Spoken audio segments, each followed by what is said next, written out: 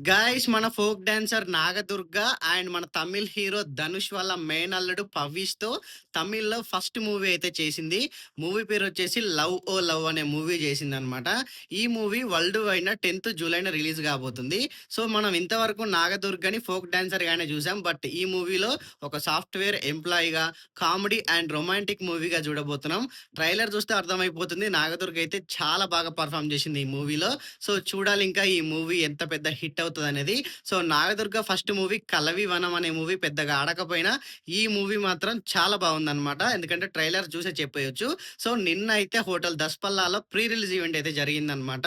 So, ఇంకా అక్కడికెళ్ళి event మొత్తం కూడా కవర్ చేసుకొచ్చా. సో, అక్కడ వాళ్ళు మాట్లాడిన విధానం గాని, సో, అది తమిళ్ మూవీ కాబట్టి, తమిళ్ డైరెక్టర్స్ కాబట్టి ఇంకా వేరే లెవెల్‌లో ఉంది. కామెడీ గాని, స్టోరీ గాని.